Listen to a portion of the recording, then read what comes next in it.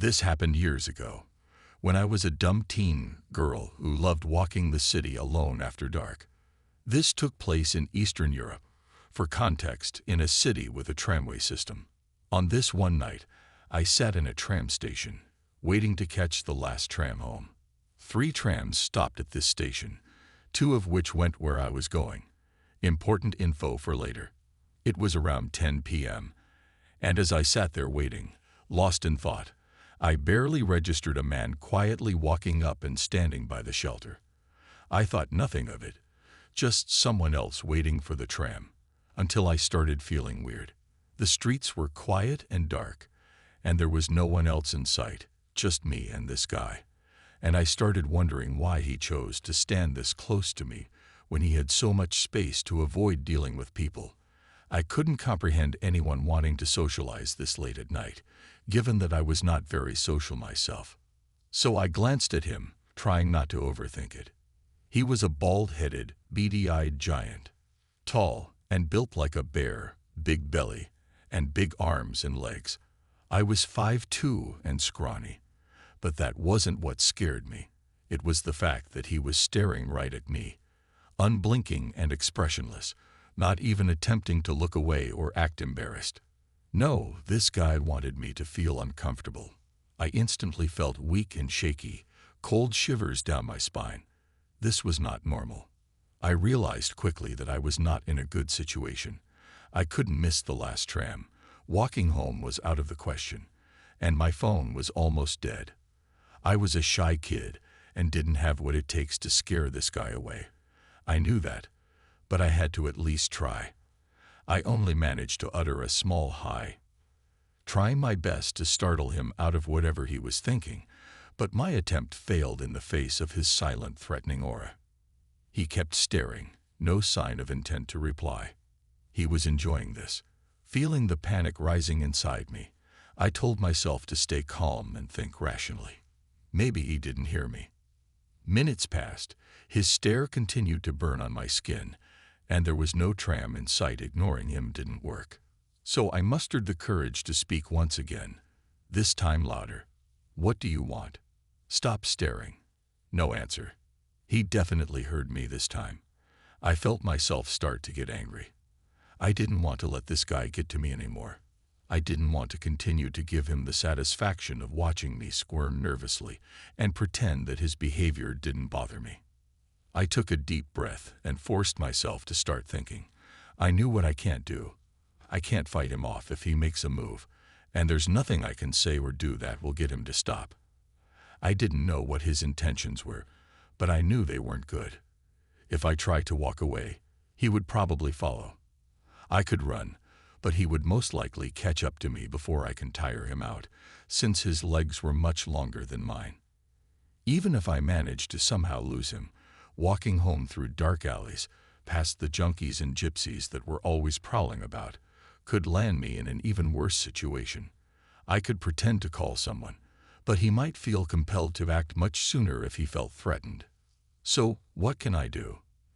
The only thing I could realistically be able to do was to try and outsmart him somehow.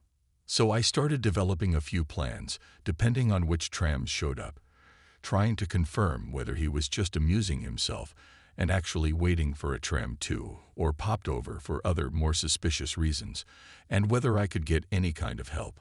I couldn't let him see where I lived, so if he followed me, I'd have to be prepared to employ whatever strategy available, and for that, I needed to stay rational and aware of my surroundings. While I was still thinking, the first tram showed up. It was one I could have taken home, but this one pulled into the depot right in my neighborhood, forcing me to lead him to my home. I hoped he would board it and leave me be, but he didn't. He kept watching me carefully. I let the tram go, desperately hoping it wasn't the last one to head home. He continued to watch, and I sensed that he was quite happy with how things were going. I put up with it for another 15 minutes, trying to focus on another plan of action. I could now pretend that I needed the other tram, the one going to a different area of the city, and just ride to the next station, getting off as soon as possible, so I don't end up too far and miss the tram I need. This tram showed up next, With my heart in my throat, I boarded it and sat down by the door. He got on it too, but sat himself in the back, pretty far from where I was. I let out a sigh of relief, thinking this might still go well.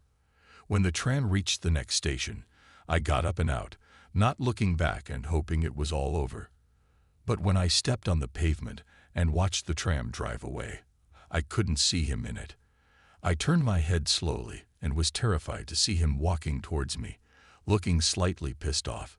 He stopped just a few steps away and resumed staring, this time with a clear hint of malice, still in silence. My vision blurred as I fought back tears of despair. He was not going to let me go. The helplessness I felt was unbearable, but I couldn't cry, I couldn't give up. I had to find a way. I had to get home tonight. The prospect of what might happen to me any time now, if I didn't, was becoming too real. My head was full of unanswered questions, regrets, and horrible scenarios. I wanted so badly to not have to think anymore, to not have to fight back the tears and stay composed. But I knew this would be his cue to enact whatever fucked up plan he had in mind. I couldn't let that happen. Then I saw the final tram approach, the only one I could take now, and got on as quickly as my trembling legs would allow me to. When I was in, bright lights enveloping me, my mind snapped out of its nightmarish spiral of fear and allowed me a moment of clarity. I had 3 stops to figure this out. I sat down at the front and looked at the driver. He was a frail old man, blissfully unaware of my distress. Getting the driver's attention was a no-go. We passed 1 stop. There was no one else waiting to climb aboard. I turned around fully expecting to see that the psycho had followed me again, but I did not expect him to be sitting right behind me. He was not taking any chances. He was making sure I won't try anything like last time. I shot him a hateful glare and allowed my anger to overcome my fear. I stood up and purposefully walked over to another seat, in the middle of the tram car. I wanted to make it clear, I will not put up with his bullshit any longer. He got up too and slowly walked up to a spot 2 seats behind and diagonally from me, then sat down with the tiniest arrogant grin on his face. Already expecting it, I shot up and stood by the middle door instead, determined to keep him on his toes. If I stood right by the door, he won't have any idea which station I planned to get off at. He remained where he was this time, convinced that I was bluffing. After all, this was really the last tram. There was nothing else I could possibly do to escape now. He must have reckoned, so my defiance was just a funny act to him. This was my chance. I had to take the risk. It had to work. There were 3 doors on the tram, and they all opened and closed at the same time, and stayed open for around 5 seconds before closing again if no buttons were pressed or people detected on the threshold. The next stop, the only one left before mine, came into view. The tram slowed to a stop. The doors opened. I made no move. 5 long seconds passed. The doors started to close. I bolted out and ran for it, reaching the back door as fast as I could, and slamming the button to open it again.